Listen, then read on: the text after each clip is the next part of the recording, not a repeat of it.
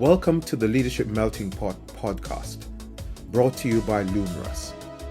This episode is from our Lumerous Forum series, the Pride Edition, where we discussed with our guests the notion of intersectionality in the LGBTQ community. We hope you find it useful. Okay, thank you guys. Thank you very much for those of you who have joined us. And I'm very, very pleased to be joined by two amazing individuals for this topic today around intersectionality. I'm joined by none other than Rob Berkeley, the founder of Blackout, and as he says in his bio, recovering academic. I don't know what that means, but just look up for Rob. On his LinkedIn, he's an amazing guy who is doing tremendous work in the LGBTQ community, especially as it relates to Black queer men, and he has had a tremendous career working for the BBC and a number of other large institutions. And then we also have Tolu, who is joining us as well. Tolu is an advocate for the LGBTQ community. She is a senior manager at Deloitte, and if you read up on the stuff that she's been doing, it's just been incredible. So when we conceived of this topic, I remember saying to my team, these are two individuals that we must have on the program. So I'm really pleased to have them. The topic of intersectionality has been on the forefront of lately.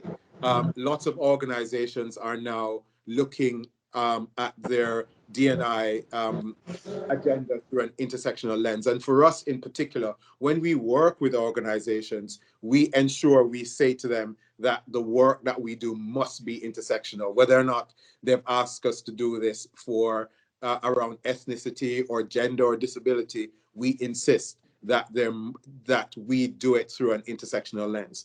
And I'd just like to read, as a kind of preamble before we jump into the discussion, an excerpt from a very brilliant article, if I must say so myself, that was written by our thought leadership team called Beyond the Visible, Locating the Pride in Intersectionality.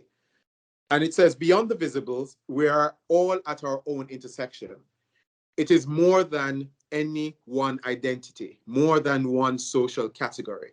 As such, when an individual makes known his or her ethnicity, he or she has the additive of, but not limited to, age, disability, sexuality for consideration.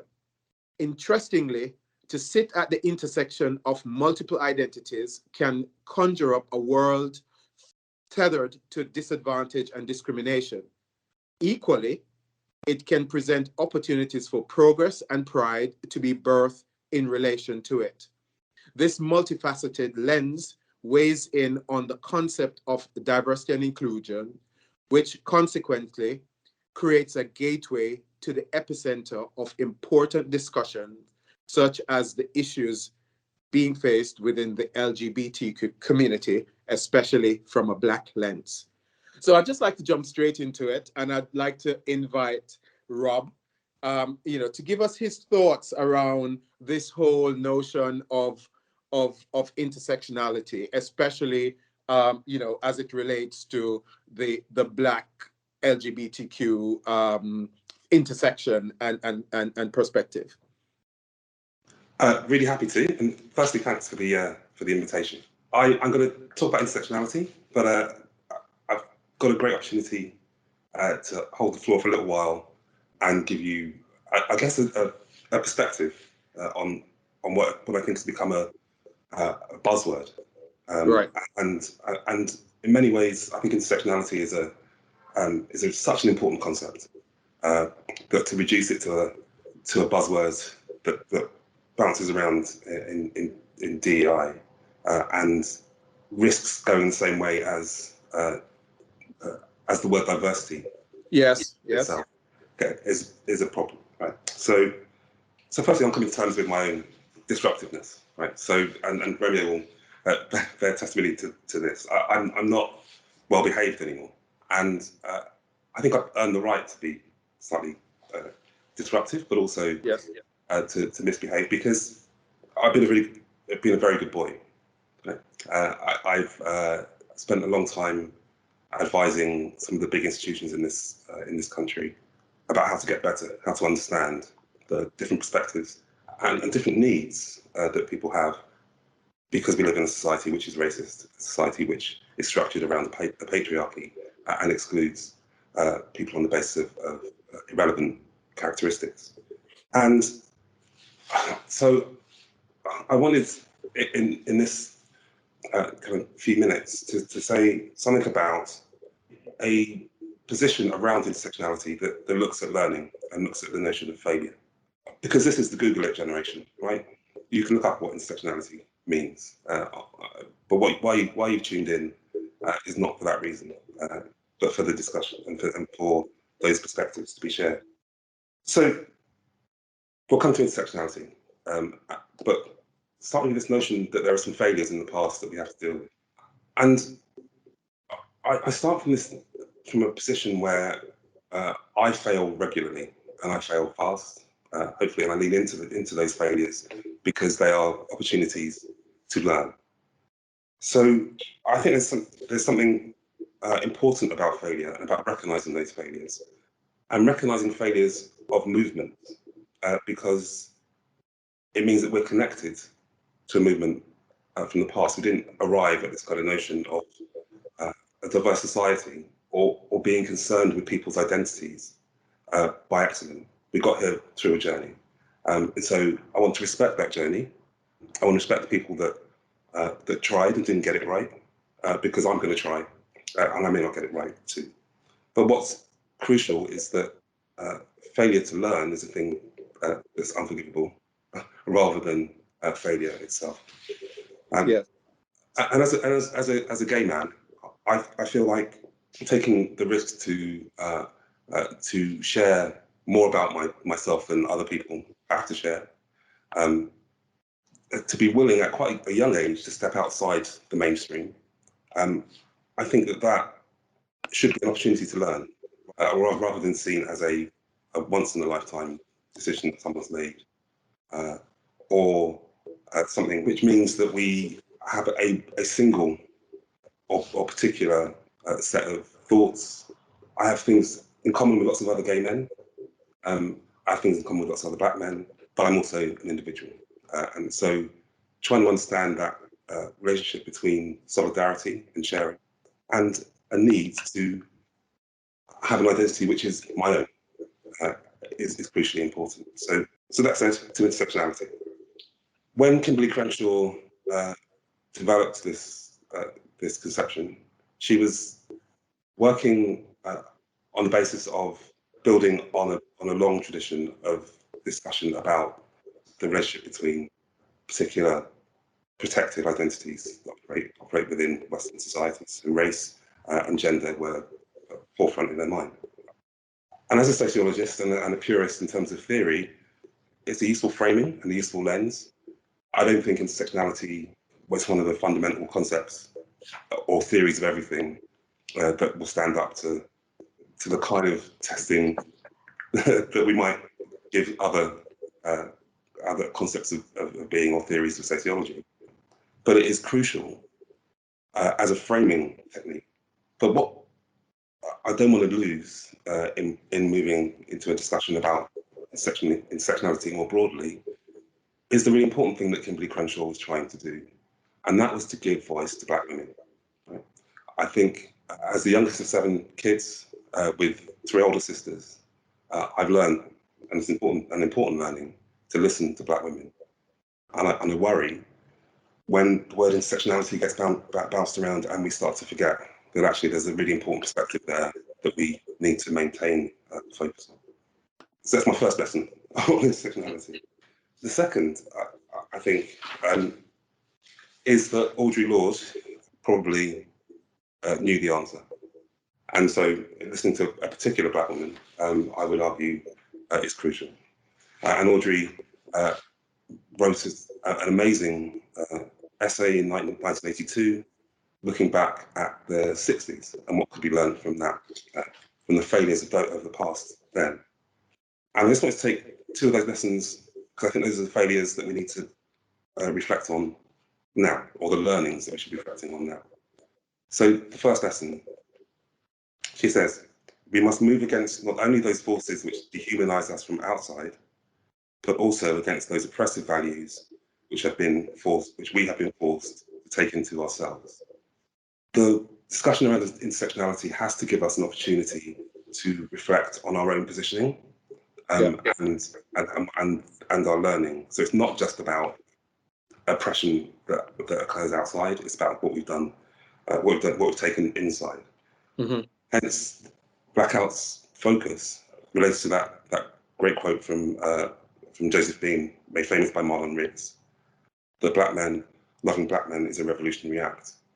We have to understand that we have to love ourselves, and the challenge to love ourselves is related to some of the oppressions that operate outside of us. The second thought is that even recognizing intersectionality won't solve all our problems straight away. Audrey says, revolution is not a one-time event. It is becoming always vigilant for the smallest opportunity to make a genuine change in established, outgrown responses. Intersectionality as a lens has to be disruptive. It can't be that it forces us into silos. In terms of organizations, it comes with quite a pressure to say, what are the targets? How do we solve them? And when we solve them, we can move on to the next one. That's not the way in which humans work. It's not the way in which I perceive our next stages. It's about constantly improving and constantly moving to the next stage of the revolution. And then finally, there's a way that we have to consider this intersectional lens as a way of building solidarity between people, but also not just so we can say, isn't it complicated? So it's so that we can move to the next stage. So Audrey concludes, and I will with this quote as well. We who are Black are at an extraordinary point of choice within our lives. To refuse to participate in the shaping of our future is to give it up. Do not be misled into passivity, either by false security, they don't mean me, or by despair, there's nothing we can do. Each of us must find our work and do it. There's some thoughts on intersectionality. Brilliant. Thank you so much for that, Rob. I mean, trust me, I know you're disruptive, and I love it. It's one of the reasons why we work together, and I consider you a dear friend, because I know where your thinking is. But just some key words from this, and some of them I agree with completely. The whole notion that intersectionality has now just become a buzzword, just like how diversity, used to become a buzzword. And I keep saying, I remember writing an article a few months ago on LinkedIn about so over diversity, because I really believe that diversity was used to kind of dilute or get rid of the race agenda, right? The other key thing for me as well is, from what you've said, is the whole notion of the fact that intersectionality makes the Black agenda a little bit more relevant. And so we have to use intersectionality. It has to be disruptive if we really want to see the change happens. And also the whole notion of, using it to build solidarity with other people's in other protected characteristics in the space to help to drive the whole inclusion agenda. What I'd really love to do is I'm gonna once we post this, I'm gonna provide the name of that book that you've been reading from, because I also want to read it. It sounds like an amazing book, to be honest with you. All right, brilliant. Thanks, Rob. And we'll jump into some more questions that I have from what you've spoken about. But I'd love to jump over to Tolu, and to ask her to give a perspective from from her end as far as this is concerned, from being at the crossroads of so many different intersectionalities, right? you know, being a woman, being Black, you know, being a member of the LGBTQ community, and other protected characters that we probably don't even know about, right? Yes, no, very much so. So I think first I want to just quickly introduce myself, and then I'll go into just my thoughts on how we can discuss LGBTQ plus issues, I think in a more inclusive way and improve representation in the workplace and also in the community. So as Romeo said, I'm a senior manager at Deloitte UK within our consulting team. I've worked there for about 5 years now, and I sit within our business operations practice. So that means day to day, don't fall asleep, that I spend a lot of time managing quality assurance teams on large scale transformation programs. I promise you it can be interesting. But outside of that, I am really, really passionate about work in the diversity and inclusion space. So outside of that, I spend a lot of my time as a co-lead on the implementation of our Black Action Plan initiatives within our business operations practice. And I also have the role within our LGBTQ plus diversity network called Globe as the intersectionality lead. So my work there is very much around promoting cross-network collaborations and also external collaborations in a way where we can promote topics such as how do we increase intersectionality conversations in the workplace, but also just getting it on the agenda in the very busy consulting space as well. So as you said, I sit across quite a lot of intersectionalities. So as a Black British Nigerian lesbian, I always say, don't hold it against me. I was actually I was actually born in Nigeria and moved over here when I was 5 years old. So I am also an immigrant and my nationality is British. Yeah. So quite a lot of intersections there. Yes. Yes. And I think I've been quite lucky in my experiences in my career so far, where I haven't faced direct homophobia in the workplace in my career so far, but I've certainly faced homophobia from a community perspective and also from my family. So I grew up in a very Christian and Nigerian household. So I'm sure we can all imagine some of the challenges of trying to come out in what is a very challenging environment where homophobia is quite the norm, but also a lot of misunderstanding of what it means to be LGBTQ plus. But what I would say as a result, I think it really makes my experiences a lot more nuanced because I cross over so many intersectionalities, that there's so many different forms of discrimination that I will unfortunately, interact with. But I think for me, with the way I am as a person, all of my intersectionalities come with me to every conversation, everything I do. So there isn't one I'd be leaving behind. So in many ways, that can make me very visible in the sense of being the only, I guess, Black lesbian who's maybe working in technology in that space or sitting in the room at that time. Or sometimes I would say inversely, you could say you can also feel quite invisible too, because you do not see many or any people with similar experiences or who identify with your intersection sat in the room with you. And I think that can be at times quite a lonely experience and it can be quite isolating.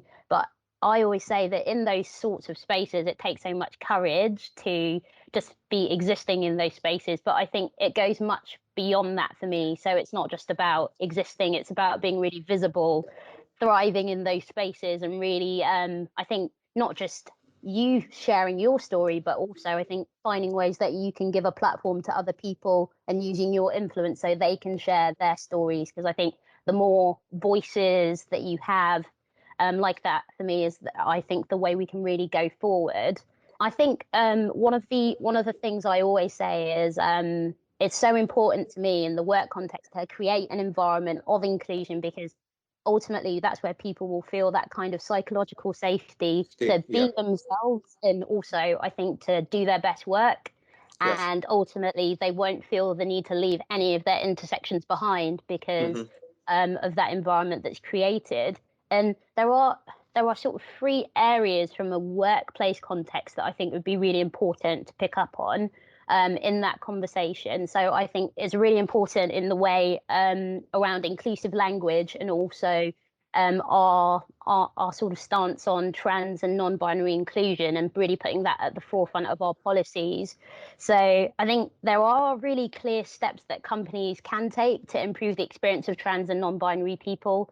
And some of those are around, so with healthcare coverage, making it more inclusive for trans and non-binary people and actually including them in the first place. And I think that just takes away health issues from being a barrier to progression, and also supporting trans and non-binary people who are transitioning during that period of time, so people don't feel isolated or left alone.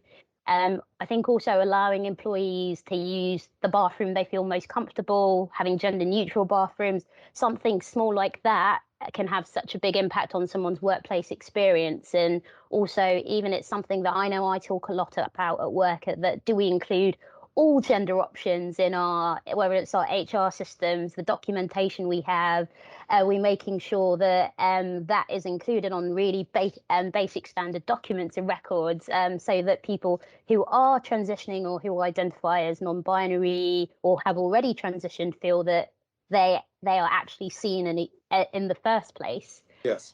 And I think the second thing for me as well is around, so since the start of the pandemic as well, we've all been working from home, and we've all really come into people's, well, sometimes it's people's bedrooms, people's living rooms, and we really get to see so much of our colleagues, right? Yeah.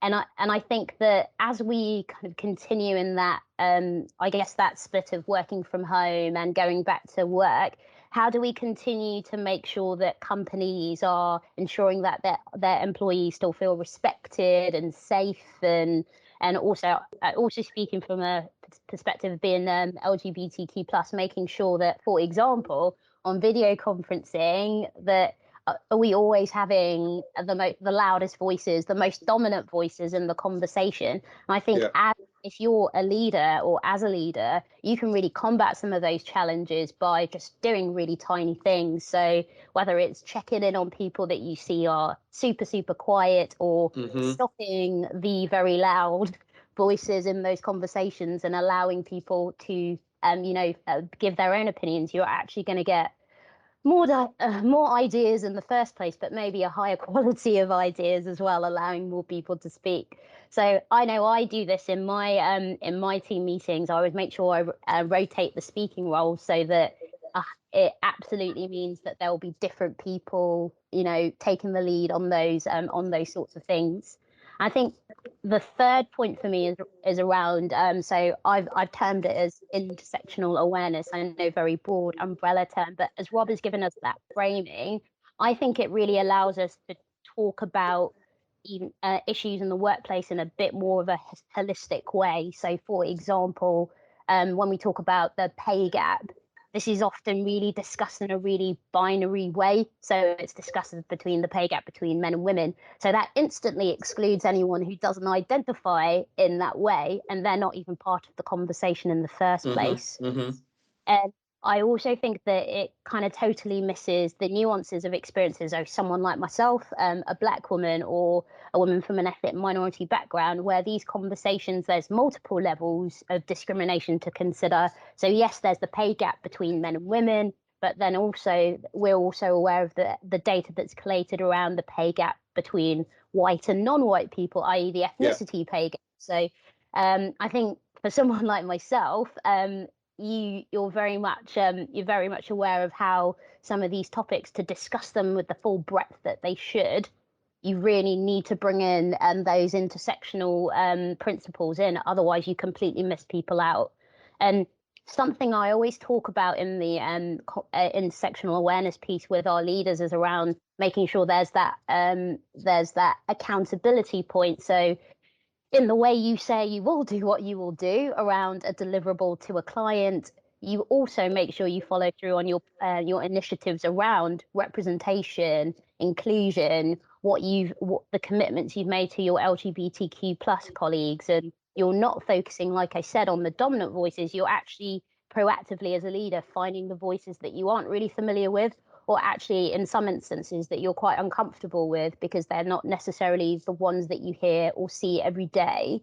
So I think for me, those are some really key things. And the final point is around so from a community perspective, I think a lot of people talk about another buzzword with intersectionality is on the point of allyship. Everybody wants to be tagged as an ally, and it's an amazing thing. And I think it's really important to grasp what it means when you identify yourself as that, and how to be an ally in the community. Being an ally isn't posting a rainbow flag or changing your logo for the month of June and then you change it back on July the 1st. Yes. So it's a 365-year commitment, for the year. Because I think that a lot of people forget that, because that means that ultimately what you need to be doing is, in the situations where you're there to call out discrimination, whether that's homophobia, transphobia, racism, sexism, whatever, biphobia, you normalize that and you do that. And when you get an opportunity to make space for those voices, you absolutely do that. Or even if it's not necessarily something that is there, like, use your influence to do that.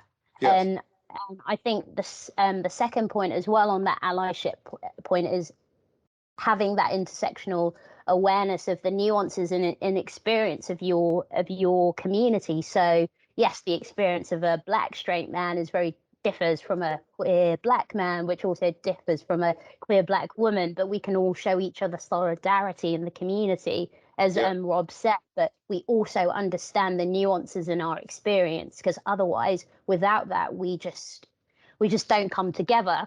And I think for me, those are some really important parts, and I think those are my thoughts on that, really. Brilliant.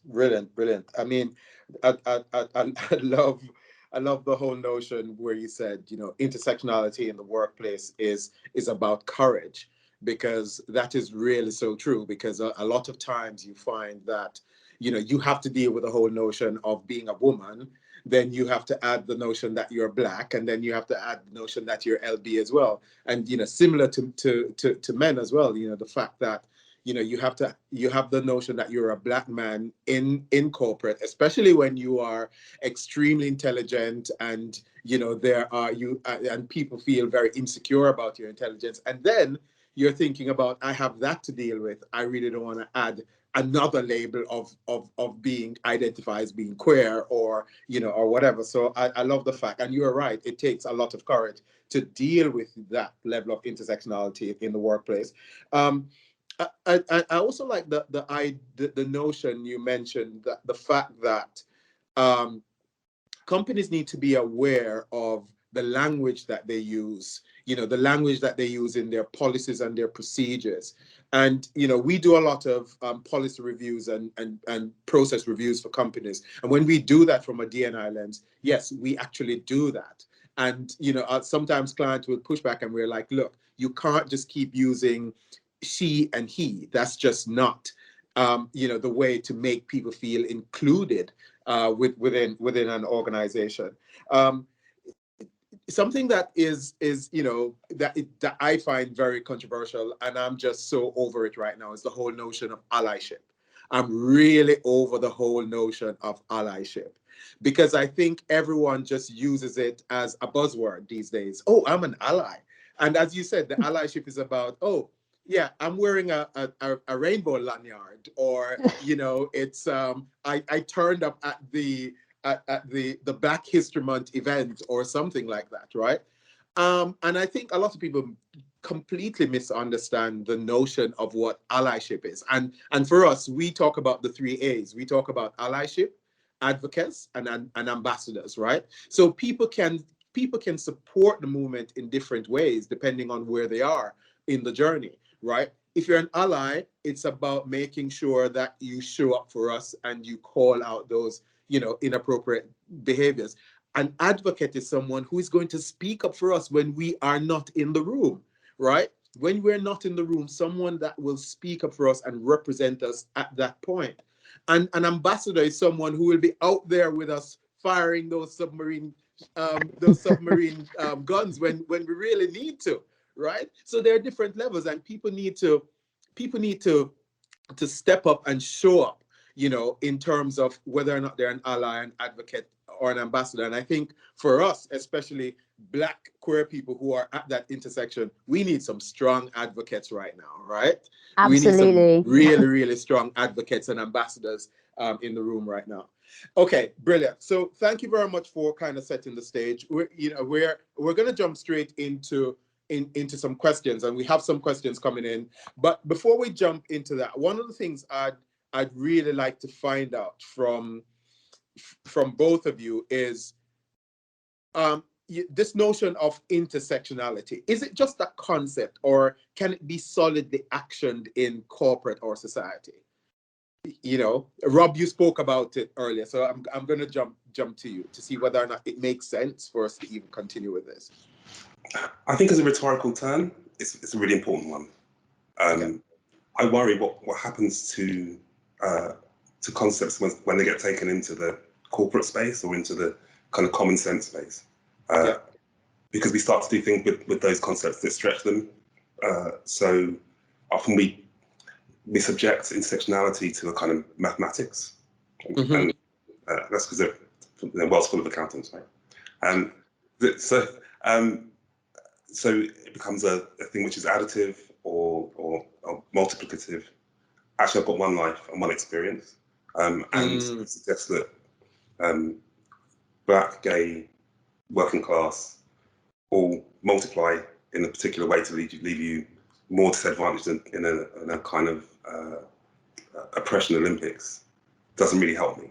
Right? So can it sustain the onslaught of those who would like to just audit, rather than those who might think this is a sensitizing tool to understand each other better? I think the way, certainly, I think the point around when we have taken things into a corporate environment, that sometimes it can get to the point where it starts to lose the meaning, I think it is a really important one. But also, I think for me, as someone who is very immersed in those sorts of environments, I think it's so key to continue, even if it's using it from my perspective as a way to frame conversations within the workplace and have more, as I was saying earlier, a bit more holistic conversations in the workplace. It's so important to have it, because otherwise, I think for me, without if I go on my own personal experiences, without articulating to people what intersectionality means and how it helps you frame your story, I think a lot of people misunderstand people categorically, and they don't really go beyond the most obvious aspects of people. So right. I think regardless of how it continues to be used or gets made to extend into those spaces, I think for me it's so important to provide that basic framing. But then I think the key part in the workplace discussions for me as well is how we can continue to use that framing of intersectionality to enforce a bit more on the accountability point. So when we are talking about, so whether it's race, sexuality, disability policies, that we understand that as a workforce, we can't treat people as just a monolith or a one-size-fits-all approach. And because of the framing of intersectionality, it helps articulate that really clearly and helps people understand that, so that when we are, whether it's policies around specifically diversity and inclusion, or even just healthcare policy in our workplaces, it means that we have to have those considerations. And I think that that's the part of it, I think, that makes it so key. Yeah. I mean, I've always said that, when it comes onto the race agenda, the gender agenda, for want of a better word, it's predominantly about middle-class white women. And when it comes to the LGBTQ agenda, it's predominantly about white gay men. So, therefore, the whole notion of, where does ethnicity falls in that. And this leads to a question that just came in for you, Tolu. The question is, how does intersectionality and inequality intertwines? And how does it manifest in the workplace, especially for Black LGBTQ individuals? So, you could probably talk about some of your experiences where that's concerned. Well, I think when we talk about how intersectionality and inequality, where they intertwine is, I think intersectionality ultimately will help you articulate the levels of inequality that exist within your experience. So, for example, myself, with the framing of intersectionality, I know I've already highlighted quite a few, but I know I talk about my race. So in the workplace context, I will experience all at the same time, because they don't happen one at a time. Could experience racism, homophobia, sexism, and many more things. So I think that from that perspective, it helps. I think it helps kind of it certainly helps show the levels of inequality that would exist from individual to individual. So if we also bring, for example, socioeconomic background into that as well, I think it helps also really bring that context, but also it helps us, I think it helps us talk about it all, rather than we focus on the most prevalent ones. So for example, to your comment earlier, when we're talking about challenges in the LGBTQ plus community, it's talking about from the aspect of maybe a cis white gay man, and we don't hear maybe the voices of Black lesbians as much as or Black queer men as we hear others. But I think with the appreciation of intersectionality, my belief would be that we would want to bring more of those voices to the forefront, so that we actually hear those stories in the first place. So for example, for me, when I have events that I am coordinating, but also I guess other people, it's a regular question I ask that. So if we're talking about this topic, so for example, if we want to say, we talked about the gender agenda.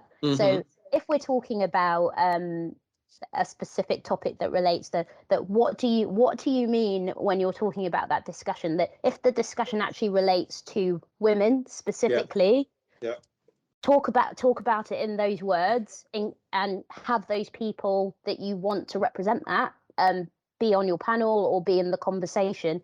But if you want to talk about maybe gender identity more holistically, and that's what you mean, then you include all those voices. And you have people who identify male, female, trans, non-binary, and all other gender identities, and have the conversation in I was about to say holistic, but not holistic, in a proper way, because otherwise you are just, you miss the point. So I think that to me is why that's really key.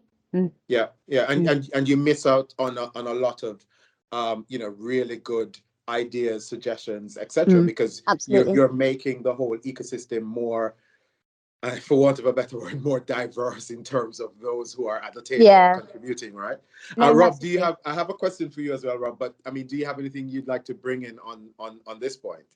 Yeah, I suppose my concern, and this is actually just a view from outside of the corporate space, really, is that ultimately what we want to get towards is a notion of human empathy, right? That we understand each other, that we care for each other, that we understand that there may be different perspectives on a particular truth. And I suppose I'm reminded of the challenge which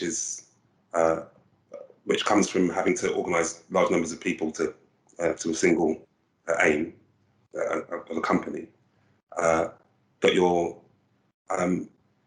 can end up not just in silos, but in kind of multiplying those silos, and that I'm interested in that challenge for people seeking to run to work in the corporate space, because it feels like a big one. Particularly in spaces where people just don't necessarily connect with each other as humans. Yeah, yeah, and that's why I believe that the emphasis needs to be more on inclusion and belonging rather than the whole notion of diversity. Because if you focus on making sure that everyone in the corporate ecosystem, feels included and belong, then some of these things will, probably fall along the wayside. But something else I was going to add is because I think that on that point on belonging, Yeah, that I feel that there's the element of being able to, as a human, being able to empathize with somebody's difference rather yes, than being able to empathize with someone on the basis that they are similar to you or you have something you can relate to. So I think it's also that key part that we're not pushing to say to people, try and find something in common. It's actually have the ability to empathize with having nothing in common with come on. someone. Yeah, yeah. Absolutely, Mm. absolutely. Because if you really think about it, and it's the whole notion of, you know, both you and Rob alluded to it, the whole notion that we're all human first, and we Mm. are all different in our own rights, right? So it's a matter of if you can find that space to just be not tolerant, because I don't want to be tolerated, right? I tolerate my drunk aunt and my miserable, cousins, right? Accepting, right? Accepting of all our differences, then I think that would help. Rob, a question that came in, which I find is really, really interesting. The question is there reason to believe that Black people must share their LGBTQ identity to advance the LGBTQ objectives from a policy perspective? Interesting. Okay, so there is no requirement to pursue any particular policy objective for anybody, Okay. right? There is a requirement. Well, is it a requirement? There is demand that I would put on myself to live a life in which integrity matters, in which I make connections with others who I feel might be disadvantaged, and in which I leave the space better than I arrived in it. And sometimes being open about my identity can help in those situations. So I don't make any demands of anybody else, actually, apart from to be a decent person to Yeah. each other. What you might choose to do on your journey about sharing your sexuality or talking about your race, even. Some people would rather not even identify with others in their ethnic group. Yeah. That's their choice too, right? But I think there's something powerful about the solidarity, something powerful about what you might be able to learn, and something about being open that enables other people to be open in the space too. And if you value that, you might want to share. But that's your choice. I similar to Rob, that there isn't a pressure to do that, because I think we all carry enough burdens with the several intersections you might split across being LGBTQ plus, right?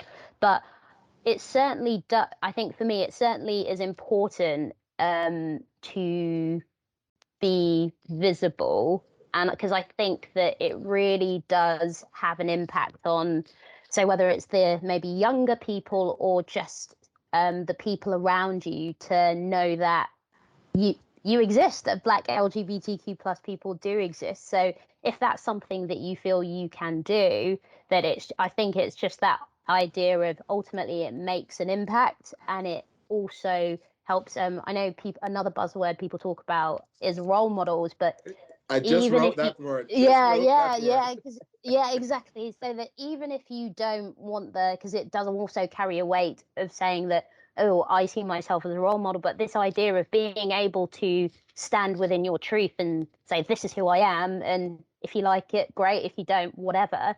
That carries so much power and can give so much, and the impact to other people. I think that's the aspect of it that is certainly so important to me, which is why I do what I do in that way. Mm-hmm. That's good. I mean, I wrote, as you were speaking, and both Rob, the whole notion of role modeling came into being, and especially when you're working in the DEI space. When it comes on to ethnicity, we keep saying the whole notion that you become what you see, right? And therefore, we need to get more people from an ethnic background, and even more Black people on boards and in senior management, et cetera, et cetera. So I guess my point is then, wouldn't the notion of having more people from a Black background who are who identify as LGBTQ in the senior space, wouldn't that help to kind of act as a role model for those who are much younger, to say, here's a Rob, or here's a Tolu, or here's a Romeo who, X, Y, and Z, and I'll be able to be there. I mean, don't you think that plays an important role? I think it can, but it doesn't necessarily. I mean, I think people have to be concerned for their safety. People have to be concerned for their own personal identity, right? So, yeah. I suppose when I have been in the corporate space, I was at the BBC, for example, there was this notion buzzing around the organisation that people should be able to bring their whole selves to work, and I think it's a great aspiration. Aspiration indeed. But it seems to be easier for some people to bring their whole selves than others. So has the organisation created a space in which that organisation can cope with my whole self? And if you don't believe that's the case, then maybe you don't have to share. I would say that on the point of having that representation at those senior levels, because that's yes, you don't have to, and there's not the pressure, but if you find yourself there and you're comfortable being there, that you're in the position where you can influence and you can change, whether it's strategy, budget, I don't know, or recruitment targets, whatever. So having Black LGBTQ plus people in those spaces, or just having the voice to do that, it will ultimately, maybe it might take a long time because maybe there's just one person and you need more, but you then have the opportunity to have someone who can actually make an impact or influence other people. And I don't think it goes just beyond the role modeling and seeing someone there and you think, oh, I can aspire to be a partner one day, but it also actually is much bigger than that, that you have influence to make decisions that will help people who are coming after you. And I always say, certainly for me in my career, that my goal would always be from the level I am to the next, that it should be simpler or more accessible for someone like me to get to that level, and hopefully way beyond. If it is the same or more difficult, I will feel like I haven't necessarily, so it's no failure on myself, but there is still so much to do. It shouldn't be the same. Yeah. And Rob, you mentioned another word that I am so over, or another phrase that I'm so over. The whole thing of bringing your whole self to work. I mean, we can't bring our whole self to work. I tell corporates all the time, like, I'm Jamaican. If I bring my whole self to work, the entire building is going to shut down, right? So don't tell me to bring my whole self to work. I should be able to bring as much as I feel comfortable to work. Sorry, go ahead. And as much as the organisation can afford, right? Yes, absolutely. Afford to accept, right? Yeah. Right? Because Tolu, I'm pretty sure, if you were to bring your whole Nigerian self to work and you turn up with some FO and some, pounded yam, and you're eating with your finger in the cafeteria, we'll be causing some scenes. Yeah, right? It's over. It's over, right? It's so over. Another question that came in, though, was the whole notion of, why is it then that there seems to be so much division and tension in the LGBTQ community as it relates to this whole notion of intersectionality, where, there are the white men over here, and then there are the black men over here, and then there are the LB women over here, and then there are the LB women over here, completely separate, right? What do you think is driving that, and how can intersectionality help to kind of bridge that gap? Well, for me, there's a plain truism. Here's one that actually does hold. What you pay attention to grows. Right? Mm-hmm. So if we spend all our time focused on defending the LGBTQIA group externally, we're all facing outwards. Mm-hmm. Very rarely do we turn to each other and have a conversation. Right? Where is the space for black queer men to speak to each other, for black queer men to speak to white queer men, for queer men to speak to queer women, for non-binary groups to have a shared platform? I think there's real mileage. I wouldn't I, because I run an organisation focused on connection and connecting. Yeah. But I think there's something that there is a real importance to that space as well, and it's very rare, I think, and a real privilege for me to have the opportunities to just get people together and have a conversation within group to understand what solidarity actually feels like. Because to me, solidarity is a habit. It's not something which you can just practice and switch on and off. You need to commit small acts of solidarity until you feel comfortable making those bigger acts. And it's a sort of sorrow for me in some ways that there isn't more space for conversation between people in that LGBTQIA under that umbrella. I think that's a really great point that Rob has made there around just having, when I think about it, having the opportunity to connect. So as you know, black LGBTQ plus men, women, whatever. But I think also it's also having the kind of awareness of the nuanced experiences within the LGBTQ plus community. And I don't know, not everything is nuanced, but I think when I think about last summer, I remember reading some really like dreadful, like just the most ridiculous messages where people were just very much so would describe it as so maybe white LGBTQ plus people who didn't really understand why black queer people were upset and saying it's Pride Month, like we should be celebrating. It's like, no, Pride Month last year was not a celebration.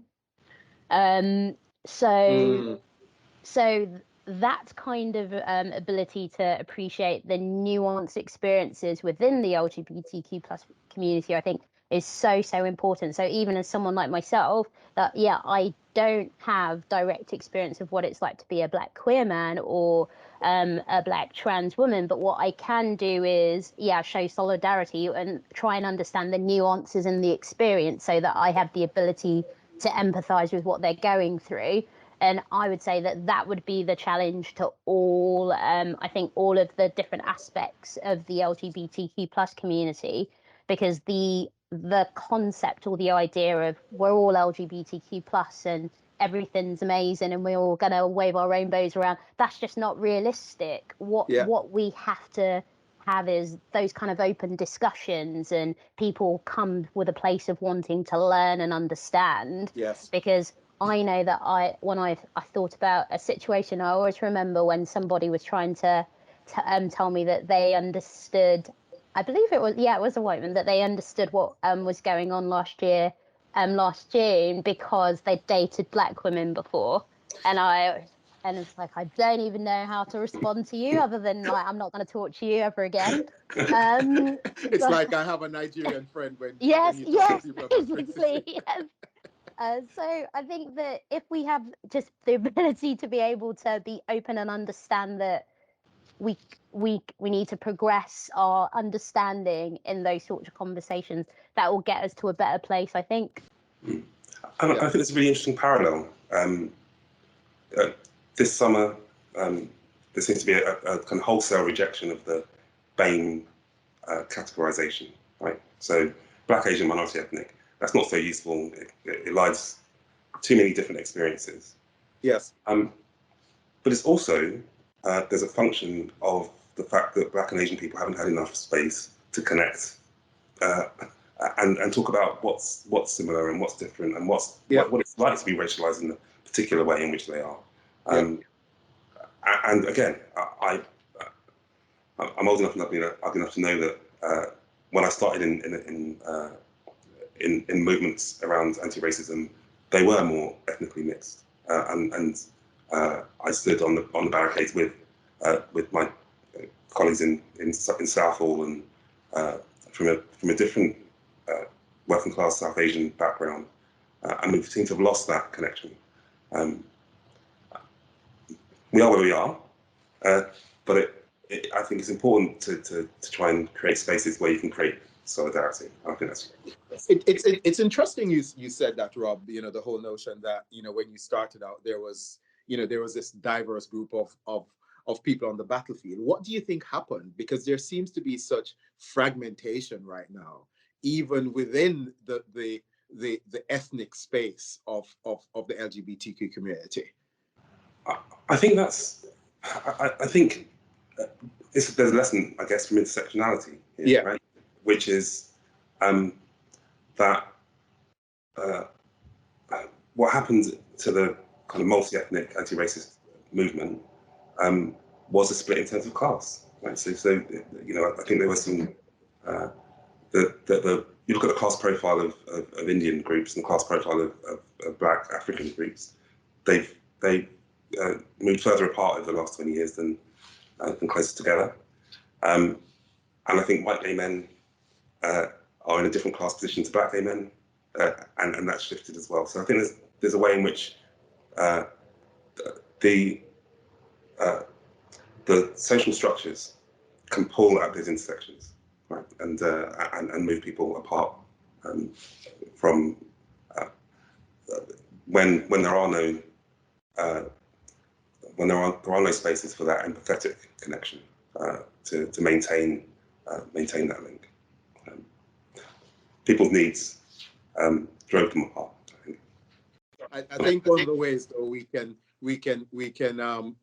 actually mend this is, as you said, by reestablishing those connections, those spaces where we can actually have those kinds of conversation and have shared experiences. We see this happening in corporate as well, and I'm sure Tolu can attest to this, where they're now having listening groups where, especially around the whole notion of the Black Lives Matter situation, where there were these listening groups and people would come and allow Black people to share their lived experiences. And so I think even just thinking about the question that was asked earlier in terms of Black people sharing their identity, right? It's about the lived experience, as you said. Some people have to think about their own security, depending on where they're from, and it's about once you kind of start sharing your lived experience, then I think there'll be a much better understanding amongst the community. And it's so detrimental that we actually get to do that. There's a comment here that says the LGBTQ community needs to remember where the struggle for this started from. Hashtag Stonewall. So I talk about that a lots of time. The fact that we seem to have just been marginalized in this whole fight for equality as far as the LGBTQ agenda is concerned. But do you think that the whole notion of intersectionality creates too many gray areas and complicated systems and institutions for organizations when they're asked to consider it? Like, they're so used to dealing in silos that right now they have to be thinking across different silos. For me, yes, but tough in some ways. I mean, we are where we are. We're humans, and actually, if we're gonna progress,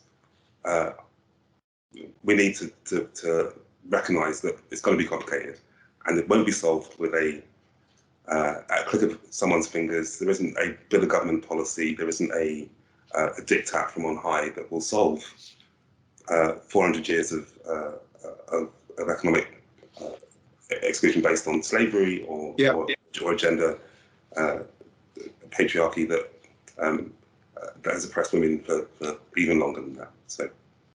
No, spot on. I think it is tough, and I think that ultimately where we're going as I think corporate organisations, that you cannot. So maybe in the past, yes, you could afford to ignore it or just continue with your blanket policies which don't work or which are completely inadequate. But we are at the point, and hopefully continue to apply the pressure where it isn't, people see that it isn't good enough, leaders know that it's not good enough, and they know that to continue their position as leaders and demonstrate leadership, in quotes, that they have to understand the importance and how to embed intersectional principles into their strategy, their approach to recruitment, what they're doing about their promotion processes, how they make decisions about how they allocate their budget. Otherwise, they're going to go extinct. Yeah, definitely. My take on this, I agree with both of you. The fact is that it should have been considered in the first place, because there's no way you could have a gender agenda that doesn't consider women from an ethnic background or or LGBTQ background. Another comment here that just came in was the whole notion that the LGBTQ community networks normally get a flood of cash, and when it comes on to the ethnic network, they get the scraps, and so that could definitely be an issue as well. And I think it's about the whole notion that companies are so into the rainbow washing, when it comes on to pride, etc. They just throw a lot of this money there, and so there needs to be the whole notion of equality of resources, as far as that is concerned. So, I mean, as we wrap up, what are some of the key points that what are some takeaways that you think companies can implement to make it a little bit easier to digest the whole notion of intersectionality, especially when it comes on to the LGBTQ space? I would, from my position, argue not to be scared of the future. I think I know the voluntary sector and the charity sector much better. I would love to see some different formulations of leadership, some different structures that might enable us to come together to create change in a way that isn't just based on that old formula of hierarchy. And what we're trying to do with Blackout, for example, is a different kind of voluntary sector organisation, a different kind of a space creating notion, rather than an instructive "you must do." But that, I think, might be a step beyond for many in the corporate space. Yeah, I think yes, there are like the textbook kind of stuff that we would say that we are doing, but I think for me, it's so important to be able to have, I think in the first place, to have the data, or even to try and find the data around who those people are in your organization in the first place. So I think for a lot of things, I always think about the way we approach a client problem, for example, is completely around, okay, let's get some data around this, let's do a bit of research, let's get let's get some professionals in, let's get some resources, and then we'll go and deliver this thing. Done. And we do really well with that. But when it's a big corporate thinking about maybe more a diversity and inclusion challenge, they just completely have an inverse approach of we've got no data behind this, but we haven't really thought about how we're going to pull it together. We'll get people to do it side of desk, and we don't really have a budget allocated, but it's all going to get delivered and it's all going to go well. And everybody seems surprised when there's when the output is, you know, all over the place, or it's not quite working in the way described. So I think for me, my key takeaway would be almost that we really need to consider in those environments that I think that the way we approach big strategic challenges and what we put behind them should be the same way we approach so our challenges in our organization around cultural change, because otherwise it's not gonna work, but also that we're just kidding ourselves. And so you really need to get to the point where you admit that, okay, we're really going to give it a good go here, and we've got the planning, we've got the resources, we've got the people. Or people have to be really honest as corporates and say, oh, we can't do this. We can't do this. We need the honesty there, really. Okay. That's so true. You know, I love the notion of, you know, not being scared of the future, because I mean, COVID has shown us that this whole thing is turned on its head, and we don't know what the next couple of years would look like. So, you know, we have to be able to not be scared of it and to embrace it. And I love what you said, Robert, the whole notion of having some different kind of structures and different kind of leadership emerging. COVID is actually forcing us, you know, into that kind of thinking. And Tolu, you're so right. I mean, I'm so sick and tired of every time we go into an organization to work, you know, around the D&I space, it's always about just, you know, not having the resources, can't do this, can't do that.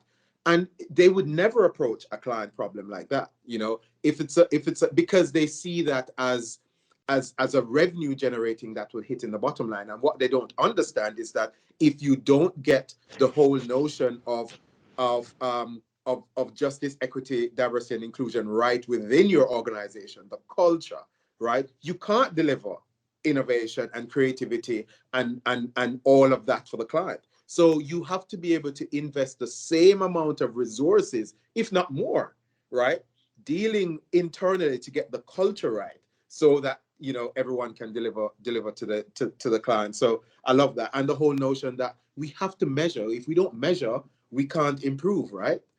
You know, the data is important, you know. Organization always just talk about, oh yeah, we, you know, 10% of our employees or leadership are BAME.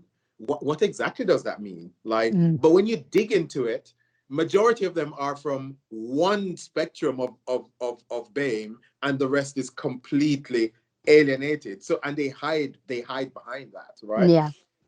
You know. So, final question from the panelists, and someone has begged me to kind of ask this. They said, you know, do you think COVID-19 has presented opportunities for intersectionality, and if yes, what are those?